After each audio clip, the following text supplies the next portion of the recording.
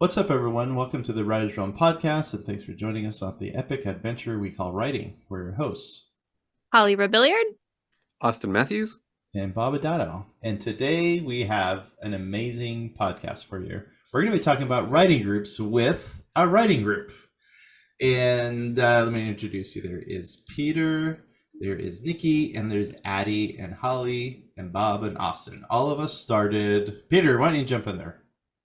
Hi, I'm Peter. Yes, I had heard about writing groups for the first time from another podcast about fantasy writing, and I had never done anything like it before. I hadn't even started writing a story really, but the idea just sounded really like it would be really motivating and fun to get other people to read the stuff that I'd been thinking about.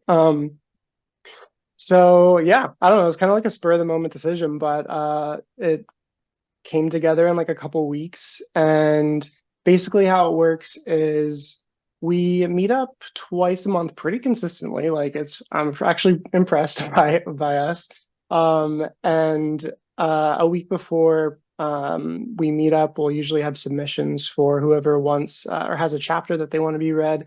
And we don't have to go by any particular order, but it seems like pretty even coverage. And then we pretty much the weekend before we'll go over the chapters, make notes on the Google Docs that we submit to, and then Monday night we get together and kind of just go over the chapters together, just like a round table discussion. We have the author mute while we do that so they can't chime in and explain away anything in the process, which can be very tempting to do when you're in the hot seat.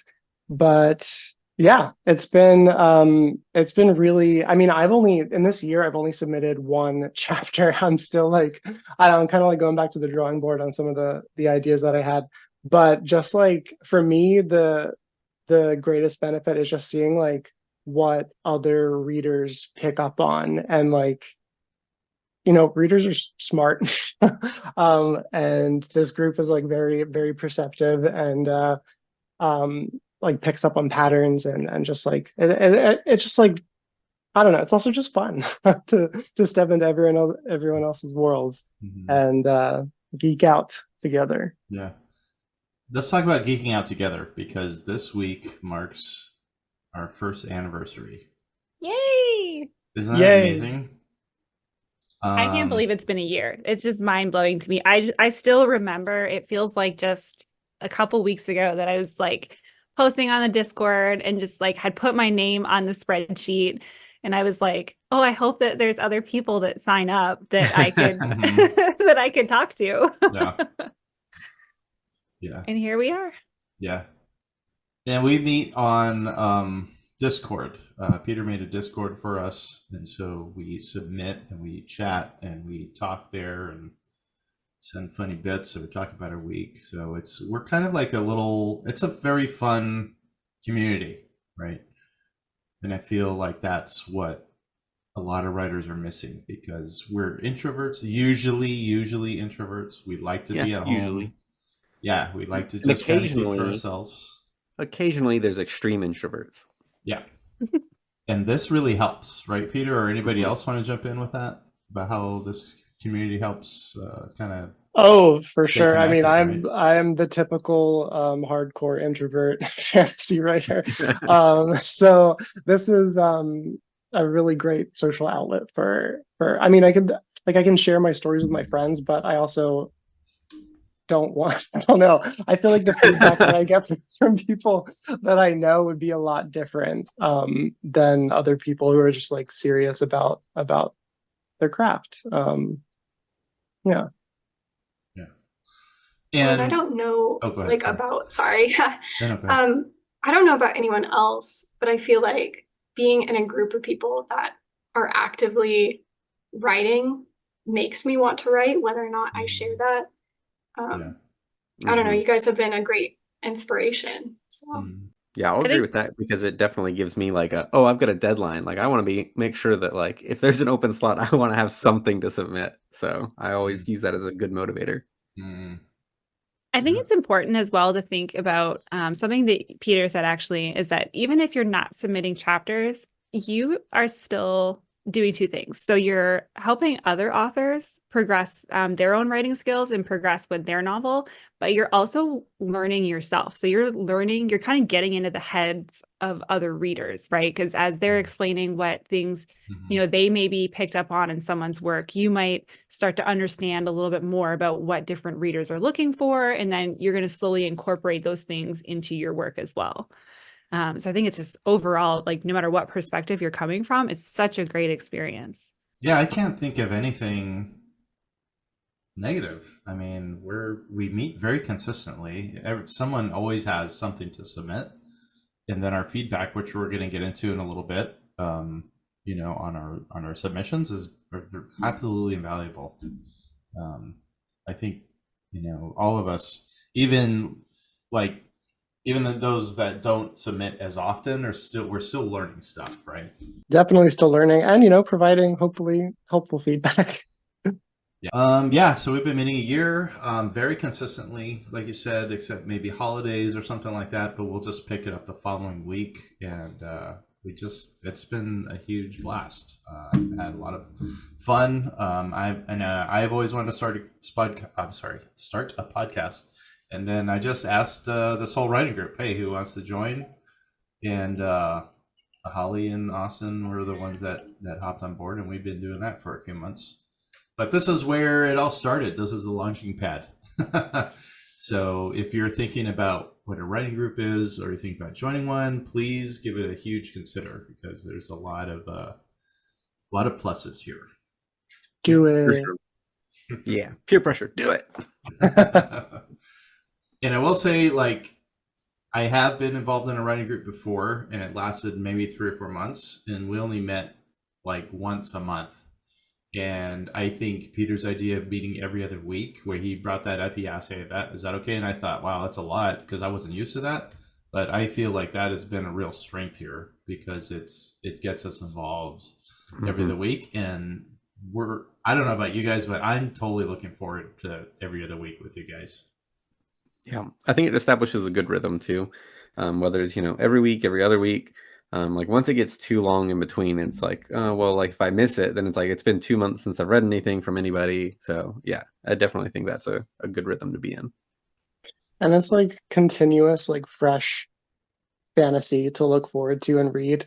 It almost feels like back in ye olden days when they were like, published little bits at a time. It feels like that, kind of like you've got your little like weekly story to look forward to. Yeah, it's great. So Peter, just tell us, what exactly do we do? Like submissions, what does that mean? What do we do as writer, or in our writing group? Submissions, I mean, pretty much we have just been uploading Google Docs. So like each submission that we do is pretty much a chapter. Some of like, depending on the writing style, some of the individual submissions are a little shorter. So sometimes it's like a couple, like, quote unquote chapters at a time. But we have pretty much two authors' pieces to look at each Monday, or every other Monday. And yeah, it's just like, I mean, for me, when I'm looking at everyone's works, it's kind of like a mixture of, I kind of like do a first read through, just to see, I don't know, just to first like comprehend what's happening and like get a feel for the language, and then just the feeling from when you're reading. Then I do like a second pass and kind of just like go through and see for like, check for like consistency things, or like, did this make sense? Like, is this what does this character like seem like they would act this way? Like, kind of like go into the more granular bits. I mean, that's it might be very different for what other people do, but yeah, it seems like, and we have like little comments on the Google Doc, so I feel like we pretty much all will comment on there, like individual things, and then we'll extrapolate when we're meeting up and talking in person. Can I add something real quick? Oh, obviously, yes. Nikki, I think that one of the things that that we shouldn't, underestimate is that, some people have already written some stuff that they might want to share, and some people might be working on it. So don't, if you get into a writing group, don't worry that you have to have something already written so that you can provide it. You can listen to other people's pieces while you're writing a chapter that you can contribute. Yeah, and there's always there's definitely a backlog of other people who are like have chapters that they want to submit, but there's definitely been times when like someone who hasn't submitted in a while or is like their first time submitting, we're just like, oh yeah, we make room for them, and it's never been an issue. Yeah, I think that's really important to just make room for, if you're like me and you are trying to submit every time, like whenever anybody else has anything, it's like, okay, step aside and let other people, like they said that we've met like maybe 26 times and we're on number 50 of mine. So yeah, it's a thing. That's funny. Hey, we're going over 2 chapters, each from different authors. So Austin, you just mentioned, how about if we have, for tonight, we can just kind of introduce, because we're used to seeing these pieces of work, what's being submitted, but our listeners have no idea what we're working on. So the people that submitted, can you just talk about, give us a rundown of what we're looking at and what this overall story is? Yeah, sure. Holly, you want to go first? Or you want me to? Oh, I guess I can go first since I'm already talking. So I have submitted, I've submitted some stuff actually for Blood Sky previously, but right now today we're talking about Heartbound. And I think this is chapter 6, or 5 or 6, kind of depending. I've gone through and done my final round of editing, so don't quote me on that chapter heading there. But anyways, so this story is following Lyria, who is a witch that is suppressing her magic right now. And she has just accidentally shot Roan with an arrow. And she has brought him to the safety of Prasenos Manor, where she has met this other fae. And I'm not doing a very good job of explaining this, but pretty much that's where this chapter is going to be taking off. She's staying at the house. Lyria is someone who is supposed to be killing magical people. She's killing the Iliads. She kills hell-marked creatures. And of course, being in the manor of 2 fae is a huge issue. So there's some conflict there, and without giving too much away, and again, doing a very poor job of explaining this, that's where I think we're taking off. If anyone has anything to add to that, please do. Oh, we're going to add to that later, believe me. Right. Well, then I guess I can give my quick pitch. So basically, it is the high fantasy verge of the apocalypse, but instead of getting to see all the action, you're getting like primary sources that surround this one character, Zoe Frost. And so it's letters, journal entries, contracts that she's entered into. And so it's giving you kind of a removed sense of all of the happenings that you wouldn't necessarily get. Just having a fun time exploring that, a la like classics like Dracula, or there's House of Leaves, like all of these other forms of writing. So an epistolary story surrounding the apocalypse. So there we go. Okay, so we're going to go ahead and get started. All of us have read both of these submissions, and we added all of our notes. So what we do now, I'm just going to turn all this over to Peter, because he usually runs our writing group. This is our unadulterated writing group session from henceforth. All right, so yeah, I'm gonna just jump into Heartbound, since we introduced that one first. This chapter was a really easy read for me. Like, had a really great flow. The conversation was interesting between Maya and Lyria, and revealed some cool tidbits about both of the characters. Also, they just had really good chemistry. I could definitely tell their differences in the voice between them too. Like, Lyria seemed a lot more irreverent in the way she spoke sometimes, versus Maya's more like she's got more propriety about her, and you can kind of like, knowing that she's got this fae blood, I would not be surprised to hear that she's like 300 years old or something. Anyway, And what else do we got here? It's also a really cool dynamic that we're watching unfold with Maya knowing so much more about Lyria than she's letting on.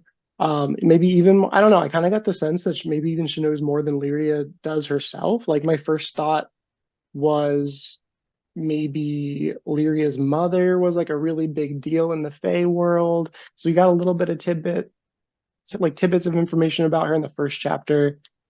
I'm kind of forgetting now. Now I want to go back and read about that because there's just like kind of a throwaway line. But yeah, I definitely want to find out more about that. The ending was really great. Leads into the next chapter really easily. Great tension for the upcoming hunt. I really hope that that's the next chapter. And when Roan waking up too, like that kind of like character tension too. Yeah, really great stuff. Honestly, this chapter, like I didn't have anything to really, I don't know, complain about. Let me go through once more, a little critical eye.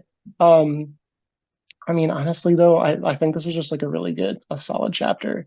There weren't any like bits that I was confused by. Oh man, so many good, yeah, just like so many good character things from Maya. With her like using her incisors to take out the cork, and just like throwing it in the fire. She's just like dripping with character, and I love her. But yeah, honestly I don't think I have anything even negative to say here. So yeah, that's what I got. I'll go ahead if no one else wants to. So I also have to agree, very solid chapter. I feel like every time I read one of these, I have like so much to gush about and like very few things to actually tweak. But yeah, I think what stood out to me the most this chapter is that you've already provided a very solid base when it comes to like Lyria's character. When she saw Maya's cloak, I knew immediately that she'd be like sharp enough to recognize it and realize that Maya probably knew more than what she was letting on. So just great job there. And yeah, I mean, kind of same sort of vein, the way you're leading into Maya's character is just as interesting. We've had a brief glimpse of her already, but I don't know, like this chapter, she just really seems to shine. Like seeing her inner thoughts and knowing, at least on a surface level, she's being very honest about her intentions, kind of juxtaposing that with her reasons and like the strings that she's obviously pulling to get Lyria like right there where she wants her. I feel like you're not right up in our faces with the characterization either. Like you're still paving that path with little details. Like Maya's wording about protecting innocence stood out to me. I don't know if that was purposeful, but she seems very intent on talking about innocent lives. And I'm kind of wondering, like, is there a particular rubric when it comes to innocent in her mind? So fantastic job. But yeah, as for, I kind of feel the same way, like as for general tweaks, I don't think I made a note of it somewhere. Yeah, it's towards the third to last page. There's a quick interaction or like pieces of dialogue between Lyria and Maya where Maya speaks twice in a row. Just confused me on like a surface level read. I had to come back and make sure that Maya wasn't also asking about turning her own house over to the king. I think just because she spoke twice in a row and kind of upset that speaker one, speaker two, speaker one pattern. But I also feel like it's well within your right to keep it as is, considering you mark her reply to Lyria's nonverbal response. So kind of just like personal preference there. But yeah, like I'm also very intrigued by what Lyria and Maya will be doing in the next chapter, hopefully. And knowing Lyria is kind of into Roan, I want to see him wake up. I want to see that sort of dynamic there. So great job. Okay, I'm gonna go ahead and jump in because I also had to do a double take on that same thing with the with Maya speaking twice in a row. And you do clearly mark it, but because of like, we're so ingrained with this, like, one and then the other, with it being in two different paragraphs, it just really feels a little jarring to me. But like, again, like once you reread it, you're like, oh, okay, yeah, that makes sense.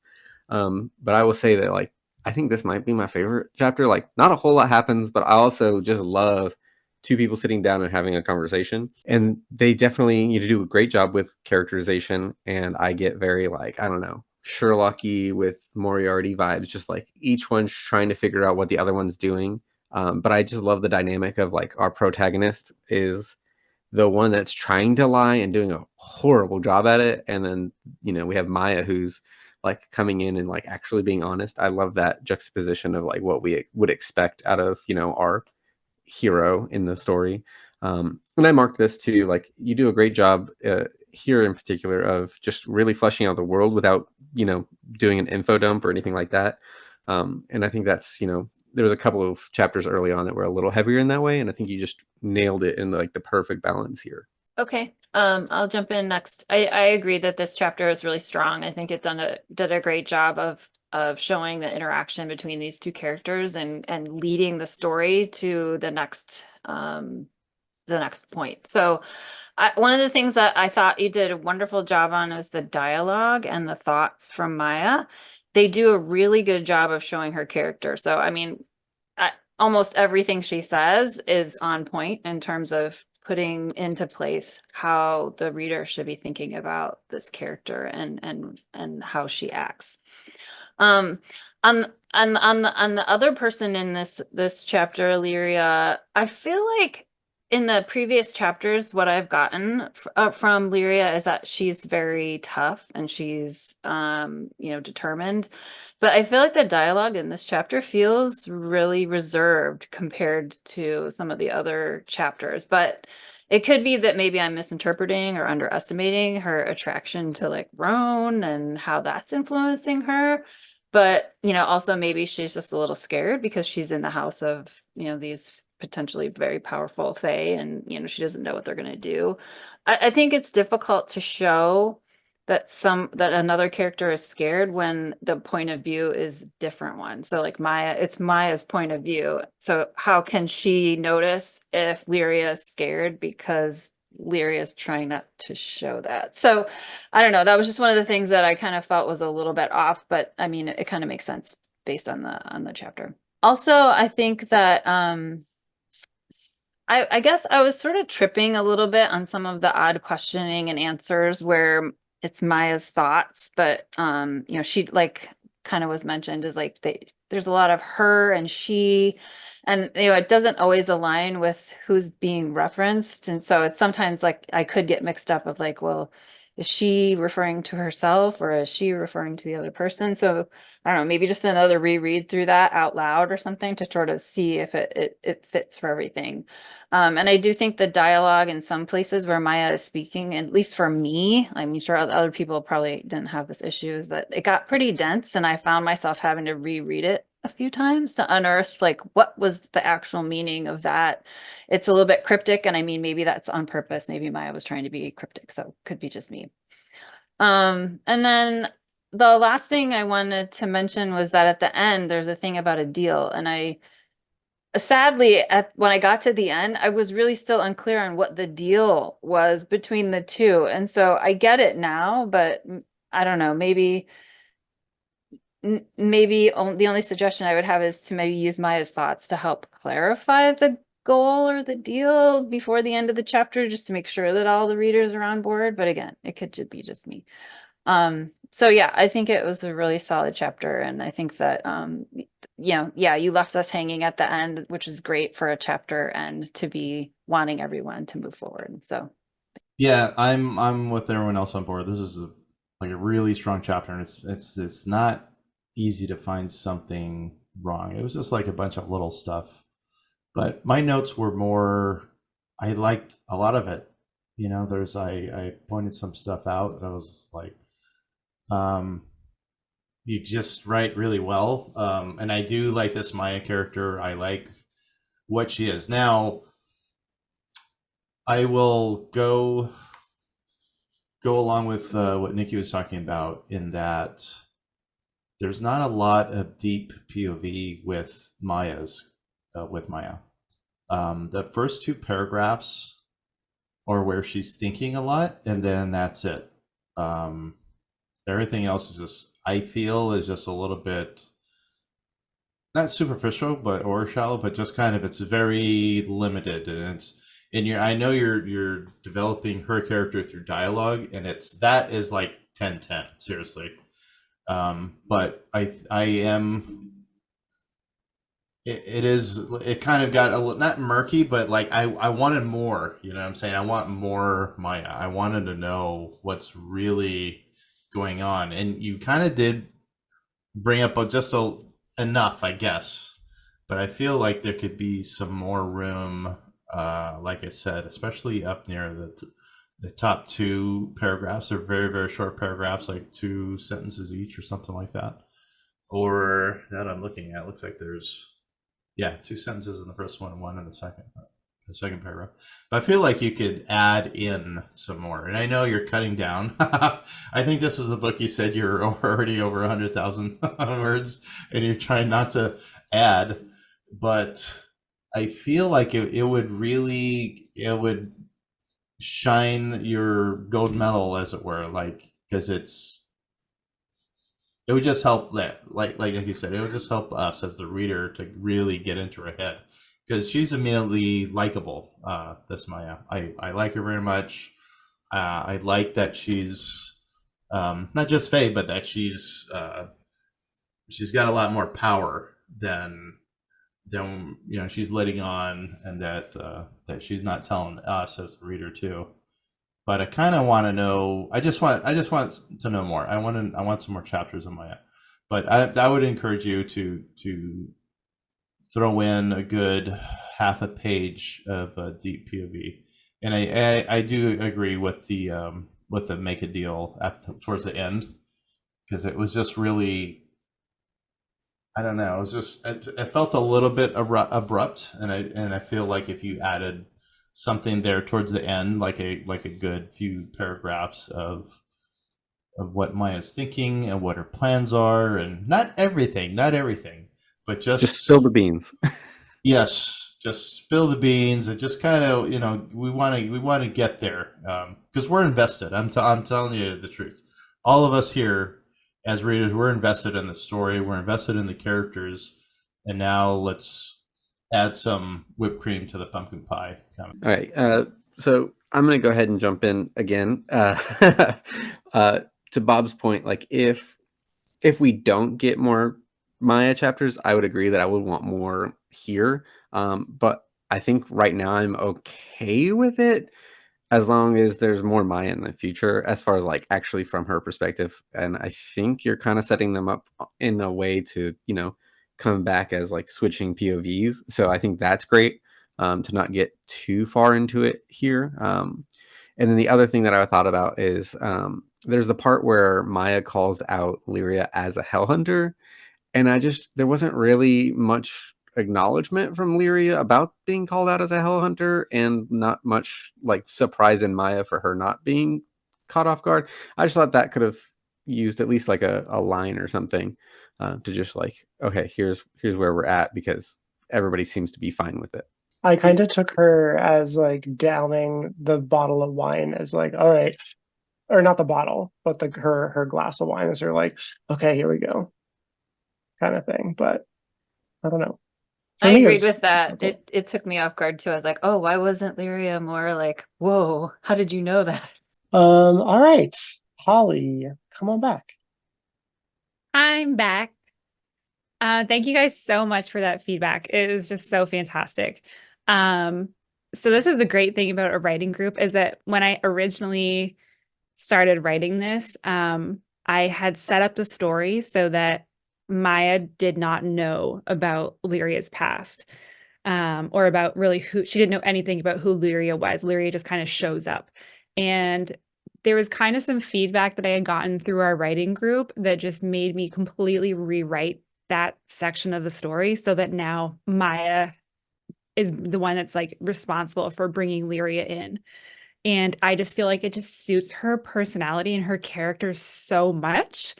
So that was like, I think that's just like a huge part of the story now. And I just really appreciate that.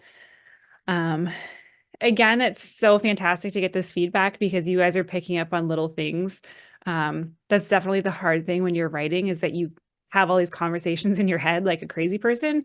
And only so many of them make it onto the page. And so I love that you guys are catching some of this stuff. It's really, really helpful. So something that nobody knows is that over the last little couple weeks, I've been going through and I've gone through with some people and done some really heavy edits and stuff like that. So I'm finishing up my last round of edits, and this entire book is going to be going out for like official beta reads at the end of next week. So I'm super pumped about that. So this is really great feedback because these are things that I'm going to pick up on as I'm reading through the rest of it before that happens. So I really appreciate that. And oh yeah, so the entire book is flopping back and forth between Roan, Lyria, and Maya's point of view. So there's going to be a lot more of each of the characters so that I like it. I love multiple POVs just because I get bored with just one character's POV all the time. And I think it's really fun, and they're going to kind of divide and conquer at some point. So we're going to get to see some more of the world and some different people from different perspectives. So I'm excited about that, and hopefully you guys will be too. So thank you so much. Oh my God, congrats on getting your beta, your whole book out. That's amazing. I can't Really wait. exciting. I'm so ready to send it because I've already started thinking about the Blood Sky, and it's been like I'm collecting all of these notes in my phone every time I think about it. And I'm like, gosh, I really need to get this book out of here so I can start working on the Blood Sky, which is like really my passion project. So I'm really looking forward to it. So thank you. Yay. Awesome. Okay, let's move on over unless anyone had anything else to add. Feel free to interrupt me. But let's start up on Arcanist Cookbook. So go ahead and mute yourself, Austin. All right, let's see. Okay, so oh man, Eteromancy is, I think I'm pronouncing that right. That's at least how I wrote it down. Is such a cool idea for me in terms of magic systems. Like I've never personally read anything like that, like the magic of like getting energy from eating or consuming other life forms. It's just very cool. And I love the visual, how its practitioners actually perform the magic, like how you went into Nick's masters, like how he's especially savage with it. And also just, I don't know, the whole sequence of reading Nick's account of his mentorship under his master, which actually now I'm noticing I don't think we got a name for him. I'm wondering if that's what that means. But that was just like fun to read, and seeing the unique applications of what Nick discovered, like trapping a spirit of a beast within a medallion, like combining two different schools of magic.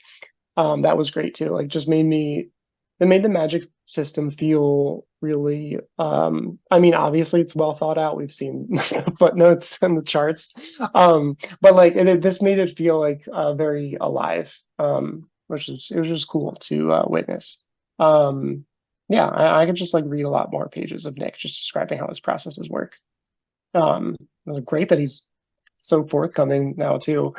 I guess he has been off and on, but like this seems like you're pulling out your wizard's diary and like showing all of your darkest thoughts. Anyway, I was confused at a couple points. And then I want to talk about the Zoe journal entry after that. But let's see. Nick, at one point he describes his master's savagery as counterproductive to the magic. I don't really get how. I'm not really sure if it's like important either. It just like seems like since it was included, it was important. And then the line right after that talks about a ritual to heighten potency. And I wasn't clear on the connection between those two thoughts. And then also in Nick's postscript, he's talking about the manifesto, Dawning of Wondrous Souls, and then asking Zoe some questions, some pretty incisive questions. I don't know. It kind of felt like there was a lot like information density was really high in these couple of lines. With like the I know it's like optional to read the notes, but like here I feel like it is kind of necessary to get a gist of what's like even like start understanding what's happening. And just kind of felt like it was hopping around a little bit for me anyway. So we'll see. Yeah, I'm curious to see what it sounds like. There were some parts that people were agreeing with me in the notes that they were confusing. But yeah, I'm curious to hear what others think about that, or if I'm just like particularly slow. And then oh yeah, okay, let's go into Zoe's journal because this is the first time we got I'm pretty sure this is the first time in like 50 entries now that we're seeing a journal entry, if I'm not mistaken. And I had been wondering how you tackle some of the stuff like coming up in the story that would be strange to include or strange to convey in a letter to someone else. So this was like it was great to see Zoe's like unfiltered thoughts that aren't getting sent to someone else, like just what she's writing for herself. It was very humanizing to read. Specifically her thoughts about Crag. Like also I hope I'm pronouncing that correctly and it's not just like a different spelling of Craig. Anyway, yeah, it was cool to get her unfiltered thoughts and how she admits to herself that she's not above human feelings like of attraction and love, which is a good reminder for the reader too, because she and her brother are pretty lofty in their aspirations. Yeah, I'm kind of on the fence about the annotation on one of the pages that was like, this seems as good an answer as any to Nick's question about how far Zoe's will to power still reaches. She may be trying to save the world, but she may still be doing so only for her own ends. I don't know. Yeah, I don't know. I guess I'm just on the fence because now I'm looking at it again and I'm like, I guess it's not too egregious. But the first time I read it, I was like, this is kind of like, I feel like this is kind of the thoughts that we bring up sometimes in writing group, just talking about Zoe and like throwing our ideas around, her motivations around. So I feel like it's not really, it didn't feel necessary to me to include like a little too like, reader, think about this. But again, I'm curious to see what other people think about that part. And then last part I had a little bit of confusion about was the second to last paragraph in Zoe's entry. Let's see. Oh yeah, when she was discussing okay, it looks like Holly, you're confused about this too. Still getting used to what Stark did and creating this new body for me, while I may objectively look as I once did. Yeah, it seems like she's talking about some sort of like going back to that transformation that happened to her, but also like it seems like maybe something happened to Stark. And then the following lines after that again, they were kind of like jumped around a bit for me. So it's hard for me to keep track of what was happening. But yeah, so just mainly just like a couple of confusion points, which I think is just like, I don't know, connected to the amount of information that's being conveyed. And then, yeah, I don't know, like you've done, again, like so good at world building throughout this, these 50 entries now that we've seen, like, I don't know, you're like, you have the perfect drip of like little hints leading us forward.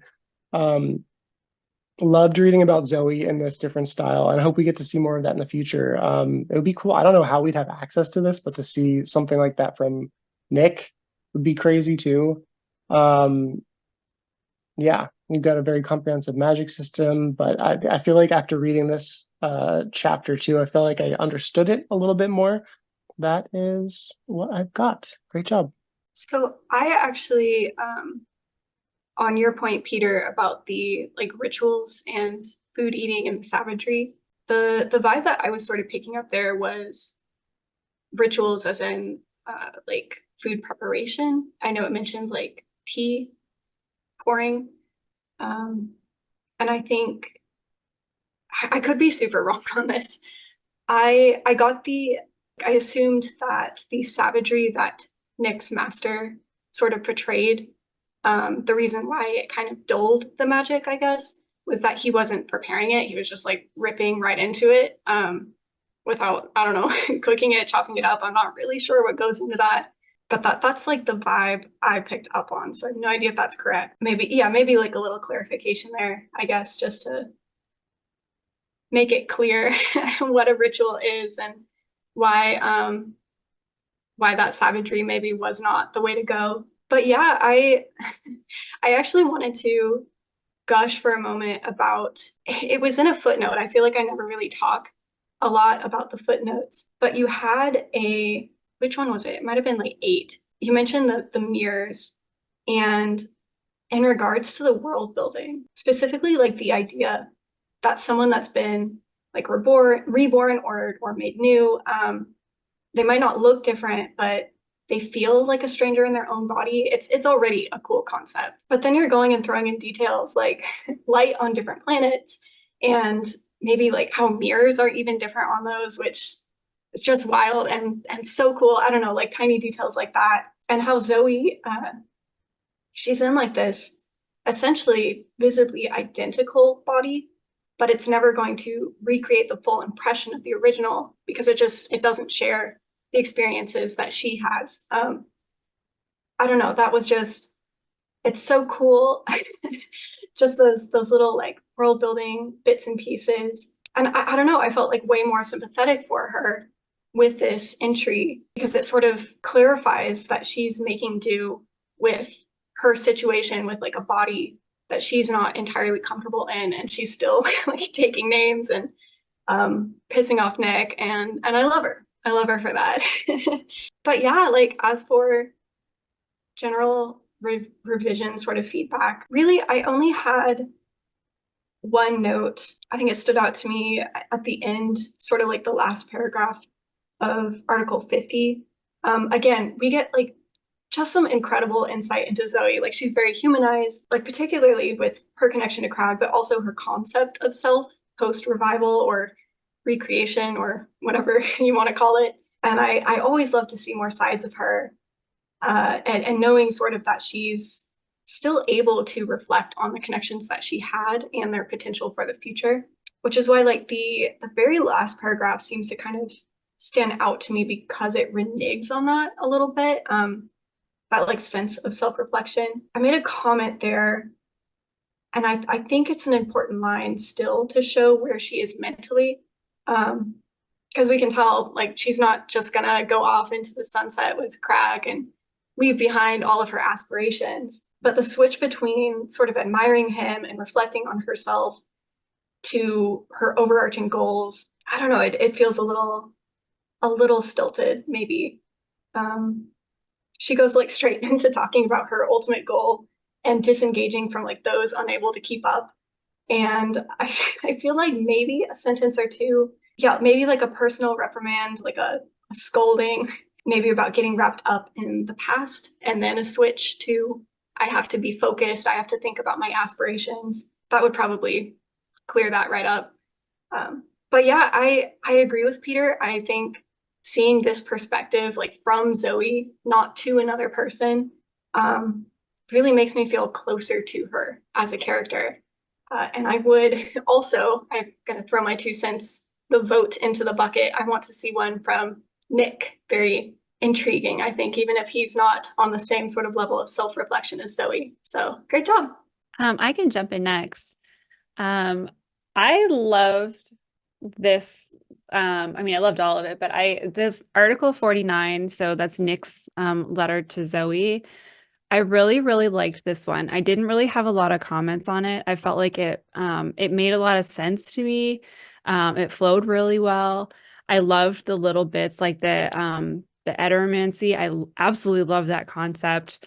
And I agree with Addie, as long as we're on the right page. I thought that, like, I understood that his master, because he was being so savage, that's why it was taking away from the amount of power or the strength of his magic, because he wasn't doing those rituals.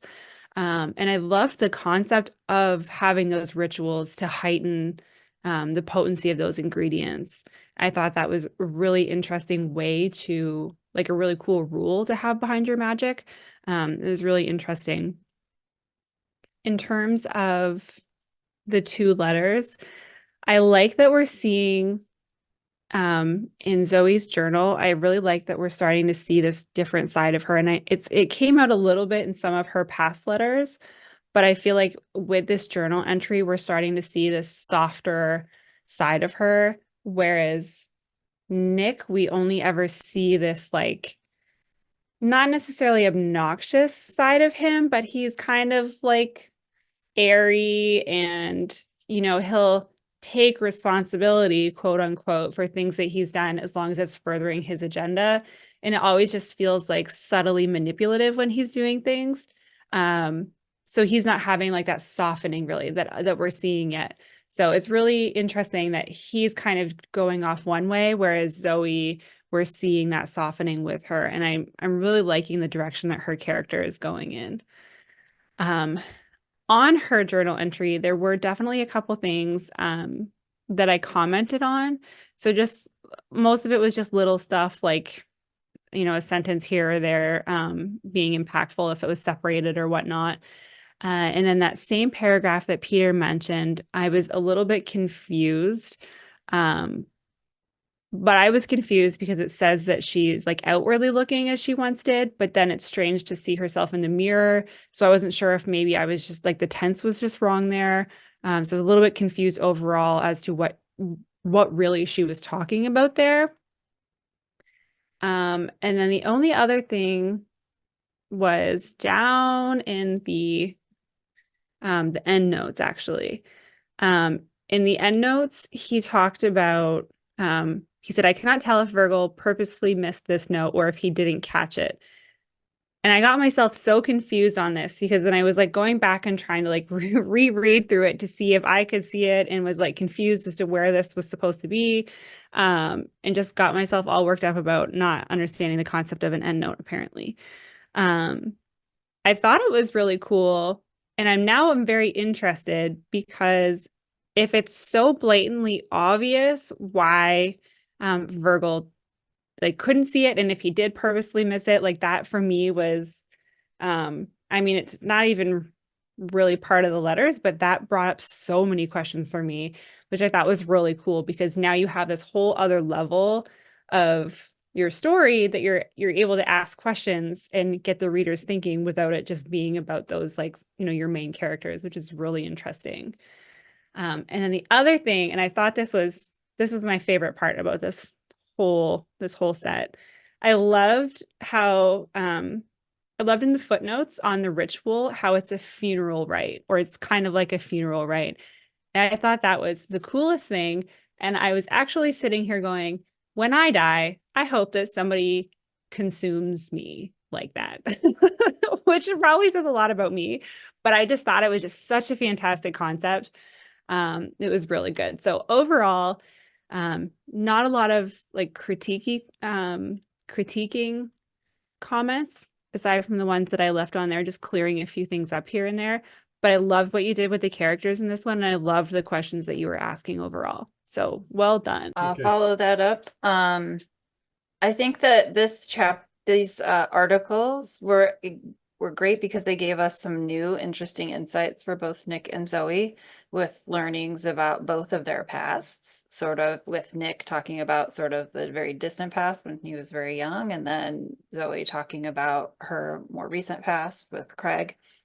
But I think that this article for Nick, for the case of Nick, I think it gives an interesting window into his magic, but also specifically his loss of innocence, or at least in my mind, that's what I interpreted it as, and the influence of his master, who it seems like, he was the one that was very savage, and sort of Nick ultimately surpasses and consumes his master to sort of, bring him up higher into the magic that he's doing and more sophisticated.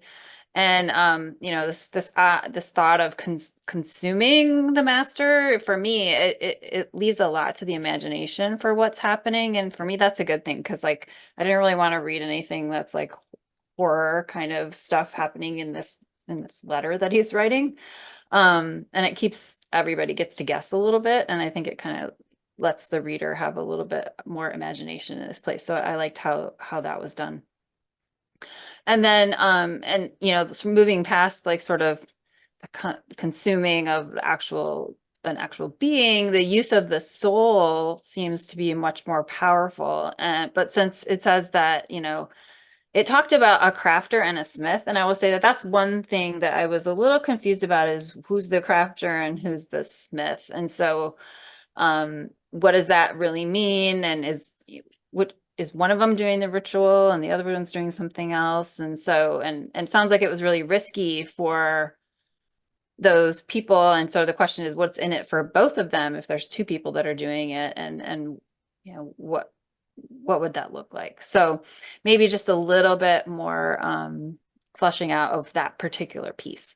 And then I think that there were some really nice lines in these two articles. Like in Nick's, it's like he talks about the strength of mind and soul being underestimated. I think that's a really fantastic line. And then the thought of consuming the knowledge of your mentor, like you can think about that literally or figuratively. And then the delightfully disgusting sounding dishes that Nick made in order to consume and create magic was also kind of really cool. Overall, I think this set of articles makes Nick feel even more kind of a disgusting being.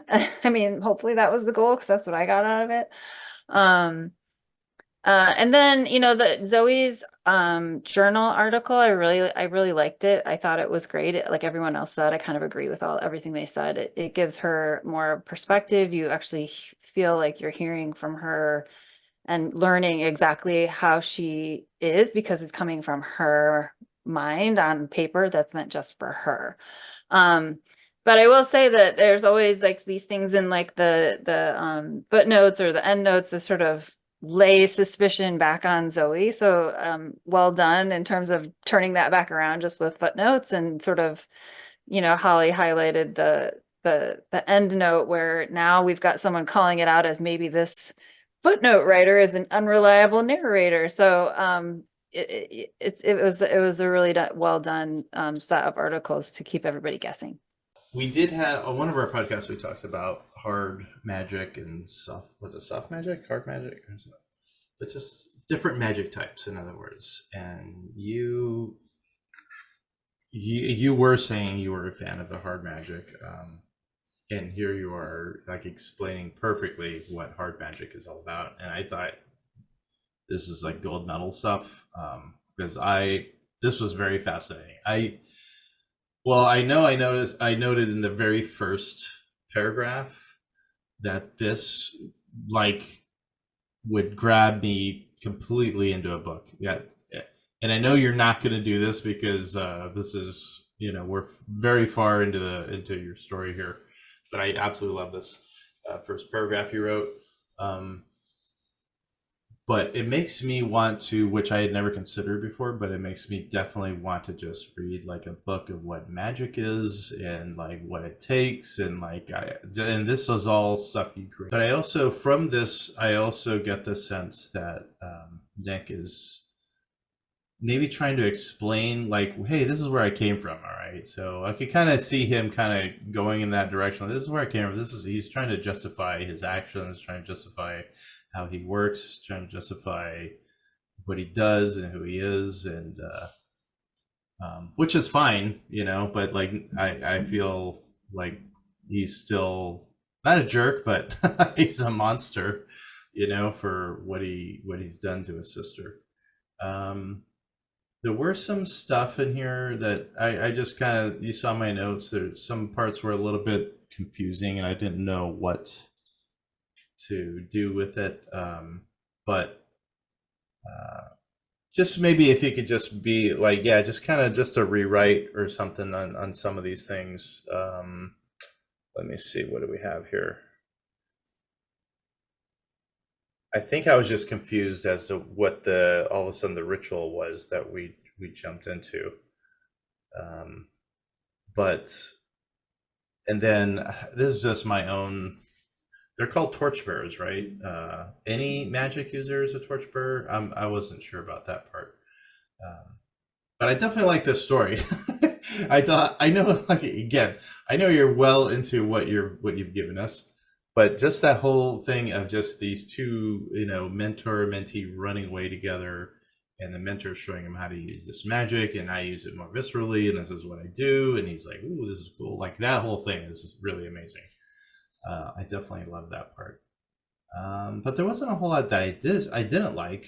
And for the listeners, what he's doing, I think he explained it, but he's writing, instead of like a normal story that we're used to reading, he's written letters, and entry notes, and journal notes, and journal entries, as a means of storytelling, and it's really neat.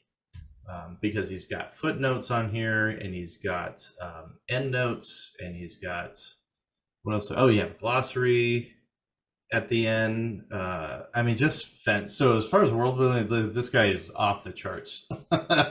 Austin is completely off the charts, like far and above any of us. I mean, just really, really, and it just pays, but it's paying off, because you write the world, and then you just just add the story in later, and it's very, very, it creates a very fascinating, beautiful story with very deep characters. So, anyway, that's all I got. Okay, Austin, come on back. All right. Well, thank you guys.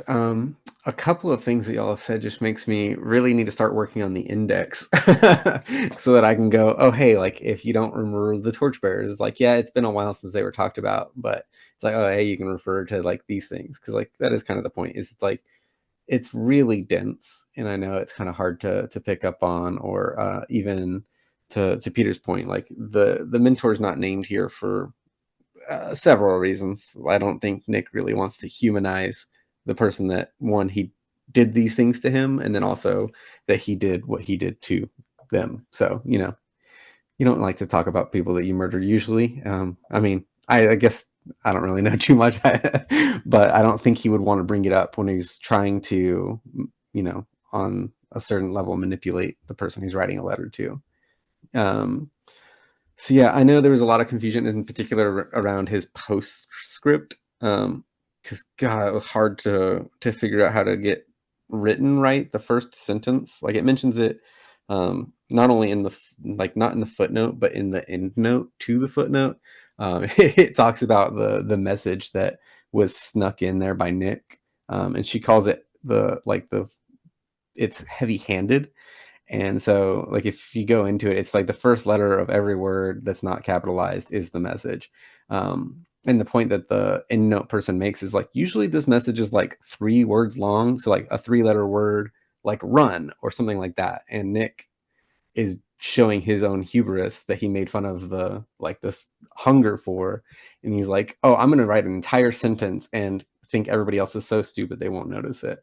And so, like, even while Nick is trying to make himself a sympathetic person, he's really showing that he's not, I guess, is a little bit of it. But yeah, it's rough to try and get through a whole sentence in that cant without, making it awkward, which is kind of the point. But still trying to balance it where it's like, it stands out as awkward, but not like so jarringly awkward that like everybody that would ever read it would go, oh, there's something wrong with this. So it's a fine line to walk, I think.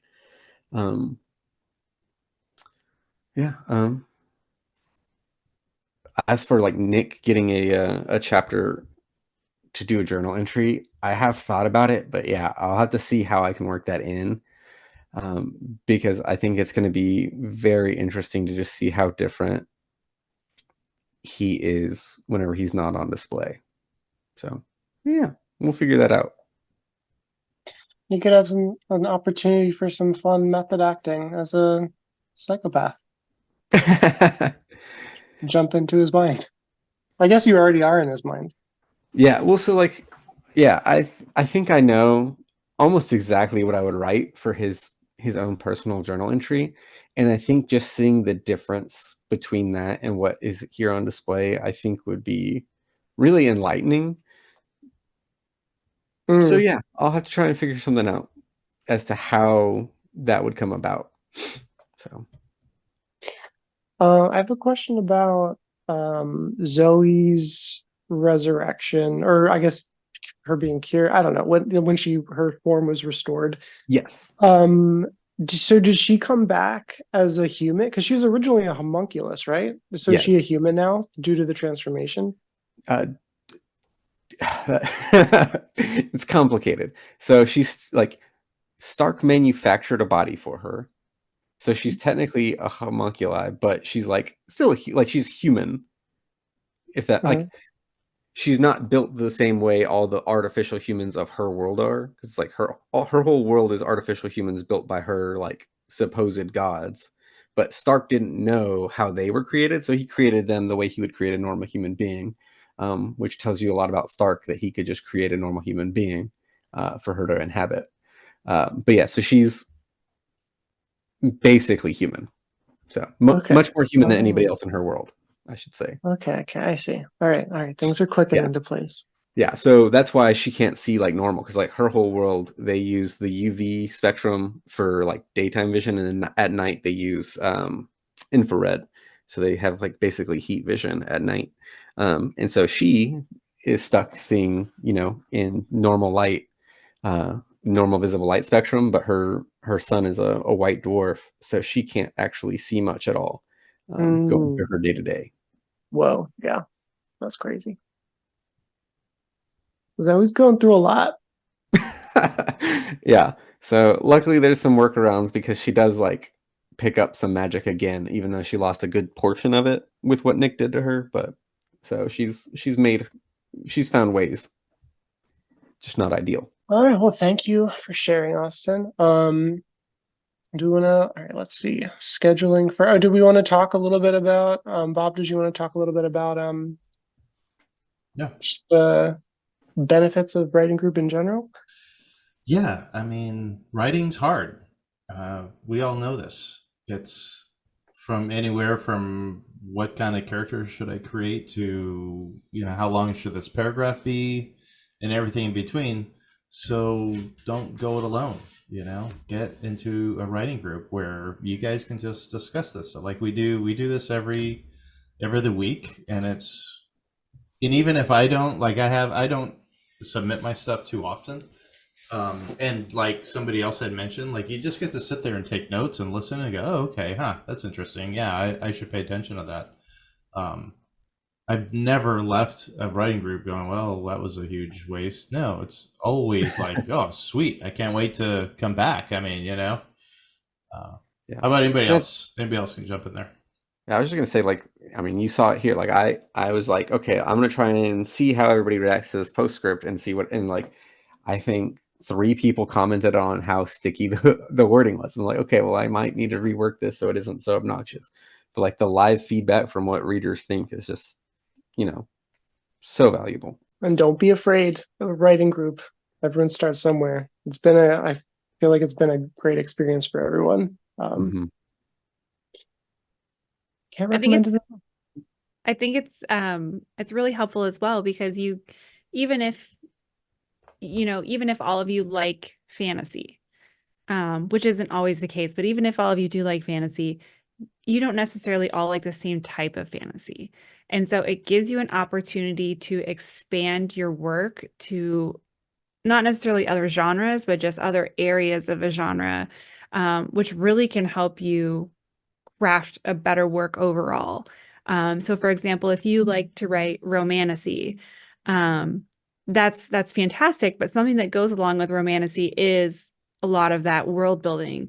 And so you're going to get more feedback on world building, probably from someone who writes an epic fantasy, or reads epic fantasy, versus someone who reads reads it just for the romance. So it just really gives you access to so many different areas, and it's so helpful.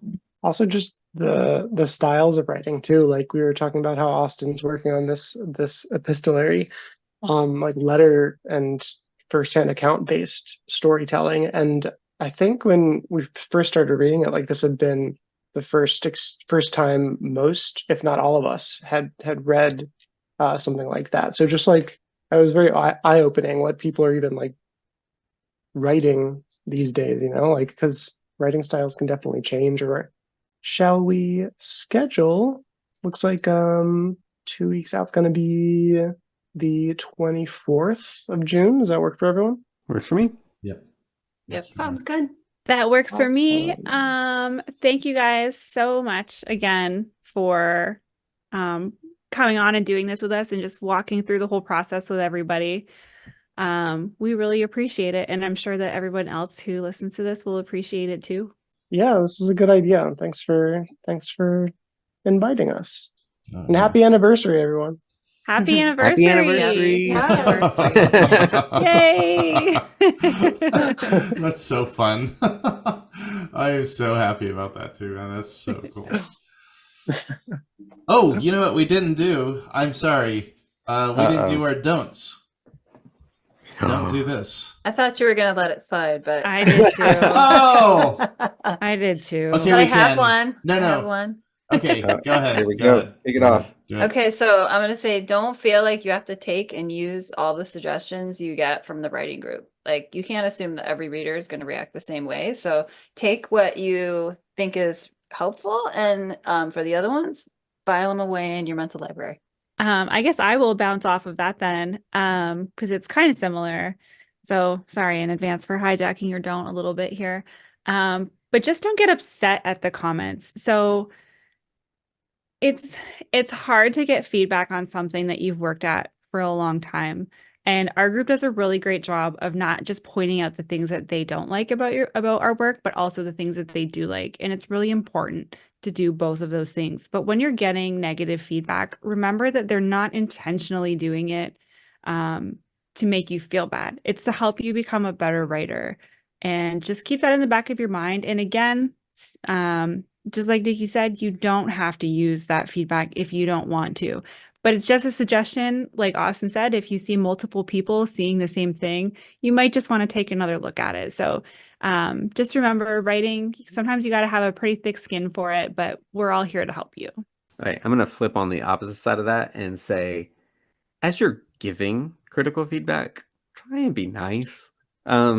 Like, yeah, you can just say like, hey, I didn't like this, but that's not constructive. Like, yeah, maybe you didn't enjoy something, but like being very specific about like, hey, you know, in this sentence, it got a little sticky. I couldn't understand what was going on because of X, Y, Z. Like maybe if you did this, I think that's something that I see Peter do a lot in our comments is like, hey, maybe if you tried doing this, or like Holly will do like, if you break these into 2 different sections, like just taking the time to really go in and be like, hey, this is the part that's feeling a little awkward. Here's a suggestion too, as far as like whatever you might want to do with it. But then, you know, you don't have to take that advice, but it's just one of those things like being able to offer constructive feedback. I mean, being constructive is the key word there. So don't be a deconstructive feedbacker. I guess I would say don't. Oh, gosh. Just remember that we're all sensitive humans, and all of us love our work, you know. But I'm gonna go a little deep and say don't forget that our work isn't tied to our value, because what we're doing is pretty much criticizing in a constructive criticism. You know, we're like, hey, this doesn't make sense, or this is too long, or what have you. And that can sting a little, but that doesn't mean that's directed at you. It's just directed at your work. And we're trying to be better writers. So, you know, I'm not saying grow thick skin, but I'm just saying you're already valuable as you can be. Don't feel like it's, what we're doing is, commenting and criticizing. It's not on you as a person. Does that make sense? Hopefully, because I know we can feel like that. I've felt like that in the very beginning, where like, oh, they don't like my work, so they don't like me, or I'm a bad writer, or something like that. And that's not the right way to think about this. This is our work. We're showing, hey, how can I improve? I want to improve. And then once you get that out of the way, then this is golden. Then you're good to go. I was going to say, oh, sorry. Oh, you go ahead. Don't interrupt Yeah. others. I don't interrupt. It's perfect. But yeah, I would say mine's kind of a do that's mixed in with a don't. But don't, close yourself off. I feel there's so many wonderful opportunities, even just looking at other people's work to incorporate that, styles and ways of describing the world or the characters. It's not a matter of comparison. It's sharing and enjoying that, that dialogue between writers, between stories, and it's really beautiful. So really a do mixed with a don't. But I think it's a good idea to just keep an open mind when you go into this sort of situation. I would say don't give up. Like, this is writing and sharing it with others is such a personal and vulnerable thing to like vulnerable act of love, really, for a lot of people. I mean, I assume everyone listening to this too has at least a love of reading. And writing is hard. If you've got an idea that you love, and you love to write about it, then just don't give up, and it'll never be a loss or failure. I know it can be, like, me as a very new writer, like, it can feel a little overwhelming sometimes, and like hard not to compare yourself to others. So that's another don't compare yourself to others. Write what you love writing, and eventually other people will love it too, or they will immediately. So good luck, everybody. All right. Well, thank you guys so much. Writing group rocks. Our writing group is the best ever in the whole wide world. No. Yeah, sorry y'all can't join. Facts. So Yeah. Yeah. So, but please, if you do have questions, go ahead and let us know in the comments about how to start a writing group, and we could probably help you out. All right. So don't forget to subscribe to our channels at the link below so you don't miss any of the Writers Realm content. We always love to hear from our listeners. So if you have a question or topic you want us to dive into, please get in touch. Until then, goodbye. Bye. Bye. Bye.